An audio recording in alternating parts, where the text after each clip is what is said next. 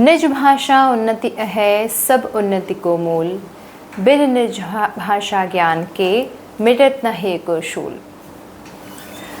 नमस्कार, मैं student professor doctor अंतिमा आप सबका बहुत बहुत स्वागत करती हूँ और आप सभी को हिंदी दिवस की ढेर सारी शुभकामनाएं। हिंदी भाषा न केवल एक दूसरे पर अपने विचारों का प्रकट करने का केवल एक साधन मात्र नहीं है। भाषा आपकी पहचान है, भाषा आपकी संस्कृति है, आपकी सभ्यता का द्योतक है। आज 14 सितंबर 2024 को हम हिंदी दिवस मना रहे हैं। आइए बात करते हैं हिंदी दिवस पर उठने वाले कुछ प्रश्नों पर। हिंदी दिवस कब से मनाया गया, कब से प्रकाश में आया और हिंदी भाषा का क्या स्थान है। हिंदी भाषा हमारे आपके दिलों में तो निश्चय ही राज करती है, लेकिन आज हम जानेंगे कुछ कि तथ्यात्मक रूप से हमारी ये जो मातृभाषा है वो राजभाषा है कि राष्ट्रभाषा है। ऐसे कई सारे प्रश्न हैं जो हमारे दिमाग में स्वाभाविक रूप से आते हैं। आप चाहे हिंदी साहित्य के विद्यार्थी हों या ना हों, लेकिन आप हिंदी बोलते हैं, सुनते हैं, जानते हैं और भारतवर्ष के निवासी हैं तो आपको ज़रूर ये वीडियो पूरी देखनी चाहिए। सबसे पहले आप सभी को फिर से हिंदी दिवस की ढेर सारी शुभकामनाएं।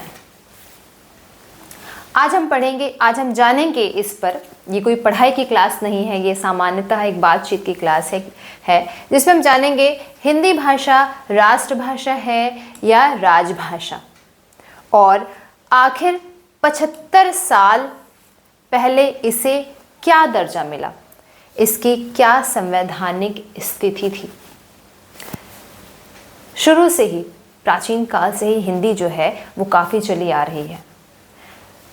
हिंदी भाषा का विकास कैसे हुआ, इस पे अगर हम थोड़ी बहुत बातचीत करें तो सबसे पहले आप जानते हो कि संस्कृति जो कि भाषा की जननी है, संस्कृत से आपके निकल कर आता है पाली, पाली के बाद प्राकृत, अपभ्रंश और उसके बाद से आपका विकास होता है वो हिंदी जो हम आजकल हम सभी बोलते हैं, प्रयोग करते हैं।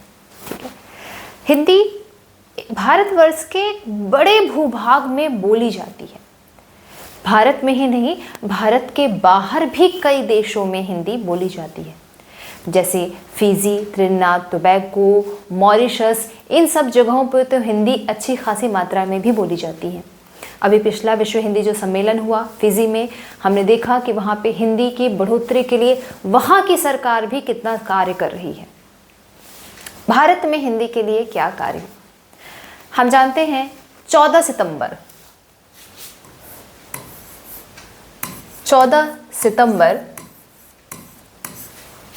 1949 को संविधान सभा ने हिंदी को एक आधिकारिक भाषा के रूप में स्वीकार किया। यह आधिकारिक भाषा का जो दर्जा था वह ही जो आपके भाषा राजभाषा को बनने का जो क्रम है यहीं से शुरुआत होता है। तो चूंकि यह जो शुभ कार्य हुआ है वो हुआ है आपका 14 सितंबर 1949 को। इस दिन से ही आपकी हिंदी जो है वो संवैधानिक रूप ले चुकी है।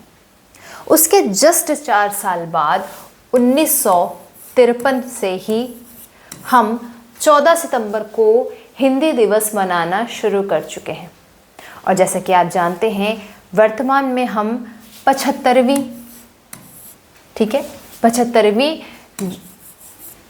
हिंदी दिवस मना रहे हैं, जिसे कह सकते हैं या आधिकारिक भाषा में कहें तो हीरक जयंती, हिंदी दिवस की हीरक जयंती मना रहे हैं आप।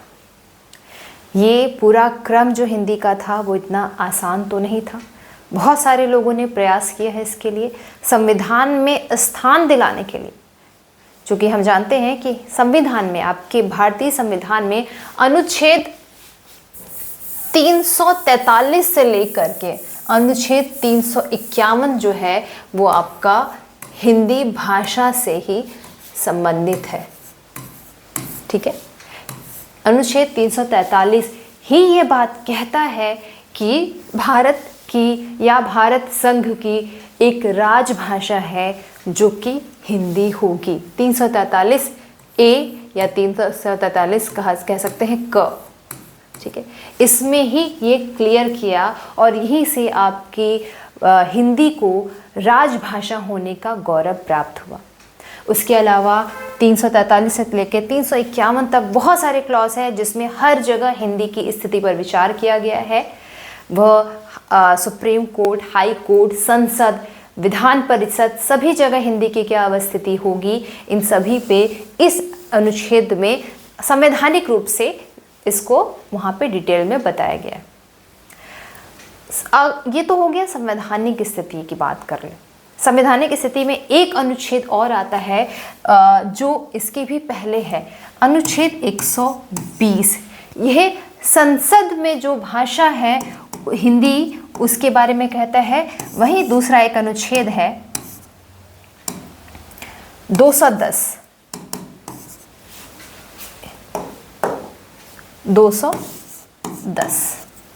ठीक है, ये विधान परिषद में हिंदी की भाषा की स्थिति क्लियर करता है।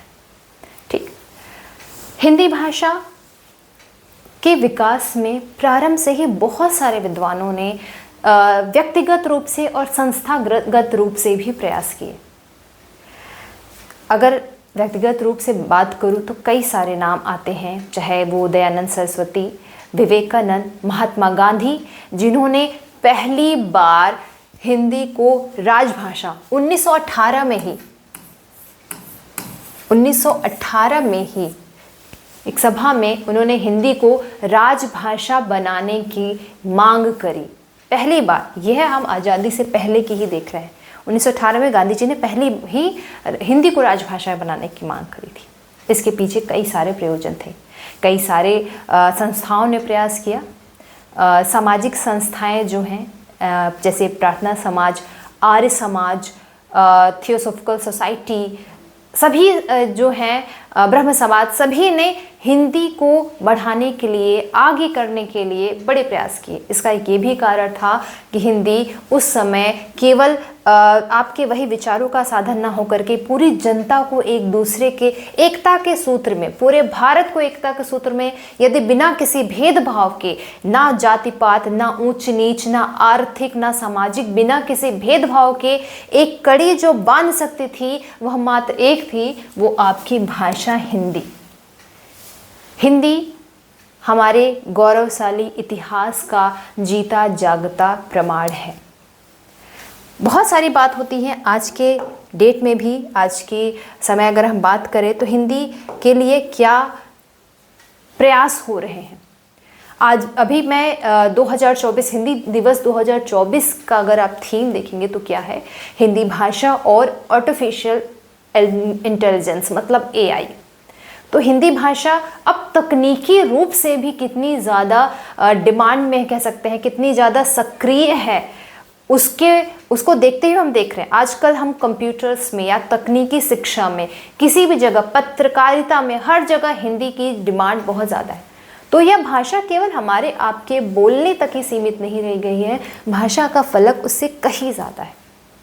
ठीक है, तो आज हिंदी दिवस के दिन मैं चाहूँगी कि हम सभी अपनी भाषा, अपनी मातृभाषा, अपनी पहचान को आगे बढ़ाएं और हिंदी के बारे में या हिंदी से जुड़े केवल वो नहीं जो हिंदी के विद्यार्थी हैं, हिंदी से तैयारी कर रहे हैं, हम भारतवर्ष में सभी लोग, जो भी भारतवर्ष के नागरिक हैं, हम सभी का दायित्व है कि हम अपनी भाषा, मातृभाषा, राजभाषा और मैं कहूँगी राष्ट्रभाषा। देखो, राजभाषा तो संवैधानिक शब्द है, राष्ट्रभाषा व्यवहारिक शब्द है जो पूरे देश की जनता मिलकर के जिसको राष्ट्रभाषा बना देती है, जिन भाषाओं को, वही राष्ट्रभाषा होती है।